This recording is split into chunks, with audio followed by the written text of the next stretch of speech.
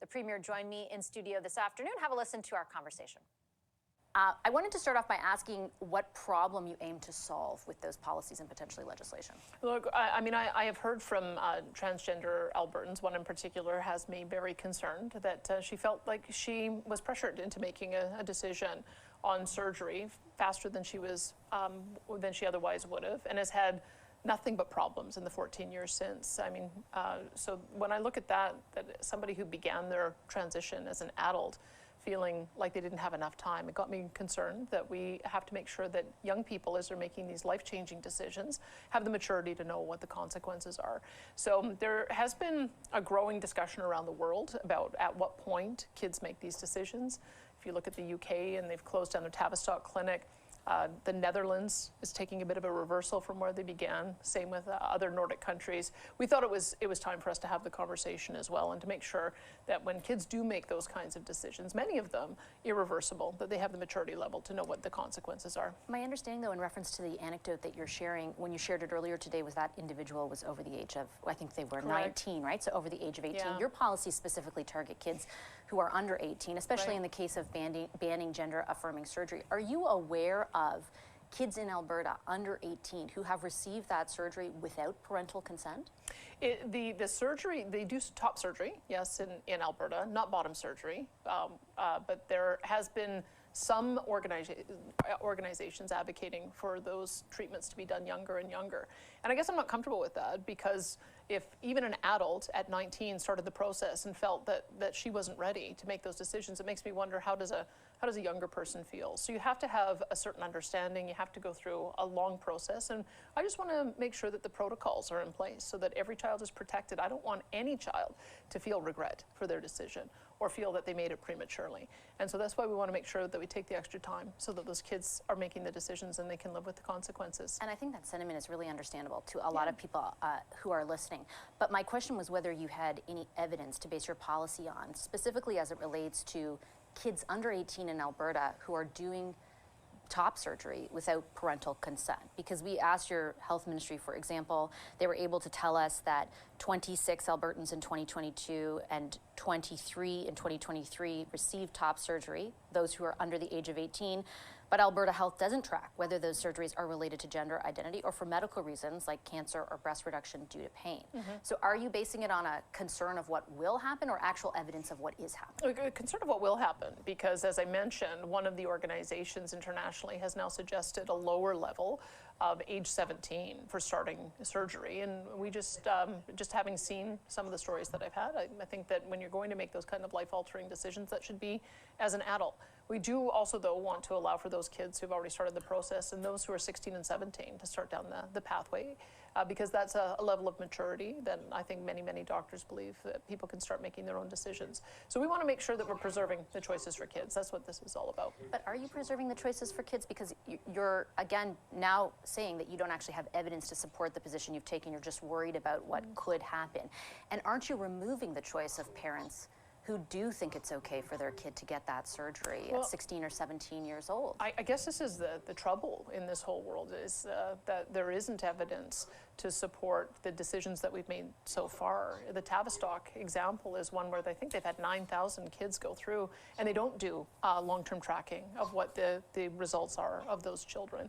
The only study that they've done is, I believe, a study from the Netherlands that only followed 44 kids. So we've allowed the medical profession to make a lot of decisions without scientific evidence, and that's why I'm a bit concerned. The medical profession is making decisions without scientific evidence? Yeah, Aren't they making them exclusively based on scientific evidence? I wish that were the case, but that's part of the reason why the Tavistock clinic was closed down, is because there was some concern that kids were making these decisions without having the appropriate level of time and the appropriate level of medical involvement. And so we want to just make sure that's not happening here. We don't want any child to be in a position where they're having a regret because they've made a life-altering decision. So we just want to make sure that we have the extra time so they preserve their choices. In the case, though, of Tavistock, for example, it's not going to close until March 2024. The closure was delayed. And in its place, there will be 2 other regional clinics. They're not outright banning and going as far as you plan to with your government. So why are you relying on them and that example to back up the point that you're making, or the policy you're pursuing? We're not banning anything either. We're just banning gender-affirming surgery for kids under 18. Well, that's always been the case for bottom surgery, and it has been the recommendation for top surgery. It's only recently that that has been changed, and we would just want to make sure that, and only by one organization. As I said, I know that there's this idea that there's only one right answer, and there's only one way of looking at this, and that's just not the case. There's been a robust debate on this for the last number of years as problems have emerged, and we just want to make sure that we don't end up with the same trouble. We don't want to have any kids feeling regret, feeling like they were rushed, feeling like they made a decision without knowing the full consequences, and that just takes time. Even if their parents offer consent, like even you're willing to say that the parents who offer consent for their children to go through these procedures should not have that right? Well, I would say that the person who should make the decision is the person who's going to live with the consequences of it. It's not up to a doctor, it's not up to a parent, it's not up to a politician, it's up to that child. And that child has to be of an age and maturity that they know the consequences of what they're doing. And you don't think that a child at 16 or 17 has that perspective? Oh, at 16 or 17, that's when they would begin the process. And so we're supportive of kids being able to, with the psychologist support. Most of these teams are multidisciplinary, doctor support, psychologist support, and support of their parents, going down that pathway, and that can begin as soon as 16. But you can't get surgery at that age. I think you're presenting it as, okay, you could start taking hormone blockers once you've gone through puberty, which are specifically supposed to be designed so that you don't enter that stage. But you can't get surgery. I mean, what you have proposed here is very specifically that kids under 18 will not be able to get that surgery. Correct, and that has been the practice in most jurisdictions, not to allow surgery that will end the reproductive. In Canada, there's no jurisdiction that for bottom surgery. For correct, bottom but surgery, for top there is. and I guess that's the question of whether or not that's appropriate. I mean, when you decide to have babies as a woman, you may want to be able to breastfeed, and so when you're making a decision to have a double mastectomy, that's going to also have lifelong consequences. So we think that those are decisions that are adult decisions made at 18.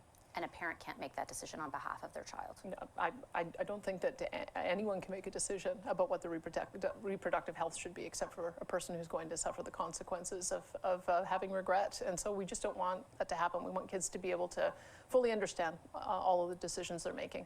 In the interim between now and when this is introduced, if you do hear from people who feel like we did over the weekend, for example, this makes them feel as though they can't be who they are, that they will be further subject to bullying.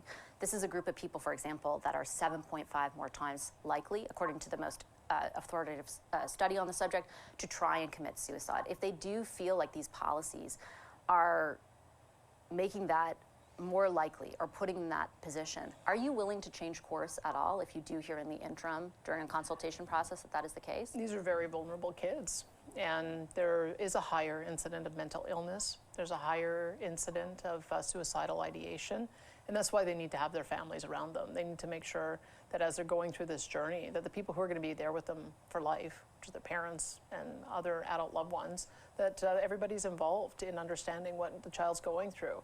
And so that's what we want to make sure is that that happens, that there isn't any division between the child and their family, and that they're making the decision at an age where they're mature enough to handle the consequences. Do I interpret from that you are not open to any changes, regardless of what you hear from the people who will be most impacted by these policies? Well, look, I've been consulting widely on this issue for a long time, because I found when I was in politics the first time, I had transgender constituents who were telling me how difficult it was to get a doctor to be able to give them the lifelong hormone care that they needed. When I've spoken with Lois Cardinal, the concern that she had to go to Quebec to get her surgery and then didn't have appropriate aftercare. We've got to solve those problems too. We've got to make sure that trans adults are supported with their health care for the rest of their lives. And so if there are other ways in which trans individuals can feel supported in their health care decisions, then of course I'll be open to those ideas. Have you opened yourself up to the criticism from your opposition and from federal liberals as well, that this is primarily about doing well in your leadership review and satisfying a certain aspect of your party, given, to be fair, the lack of evidence you've been able to present even during this interview about why you pursued this policy? Well, I've given lots of evidence. You can reject it if you like, that's fine. But I think we have to understand that parents want to know what's going on with their kids. That's fundamental. They want to make sure that as their kids are going through these difficult challenges and trying to figure out who they are, that there isn't any division. They want to be informed and they want to walk with them step by step. It's why we've also talked about having an additional support for the parents so that and the families so that they can be involved in the process as their child is making these choices. So no, I think that this has been an active discussion in the world for the last number of years. And if there's a need to recalibrate to make sure that kids are protected in all their choices, then that's what we have to do. But you have been lobbied by the super conservative flank of your party, by Take Back Alberta. One person wrote on social media how this was a victory of sorts for them, and they noted that a meeting that they had taken with the chief of staff for the education minister. Again, I understand the anecdotes. I understand the sentiment, and I think a lot of parents listening do as well. We want to protect our kids 100%. But if it isn't actually a problem, if there isn't a huge uptake of these surgeries, if you don't have the data to tell Albertans this is the problem I'm actively solving, then again, why wouldn't your critics say you're doing this just for political reasons? Well, you look at the New York Times article that came out a couple of days ago. They say 10% of kids detransition, 20% stop transitioning. It's 30%. And if that's the case, that's a big failure rate. And that has a huge impact on those kids' lives. I don't want a single child to regret the decisions that they made or feel like they made them prematurely. We want to make sure. You don't know if there's a single one that's done it in Alberta. I think that what you're trying to imply is that this hasn't been a conversation for the last number of years. It has. There's been discussions all around the world on this. There have been discussions all across Canada on this. Angus Reid did polling on this of all Canadians and found that it's the same thing. Parents want to know what's going on with their kids and they want to be involved in these processes and this discussion as kids are making these changes. And that's foundationally what we want. We want to just preserve that parent and child relationship. It's vitally important.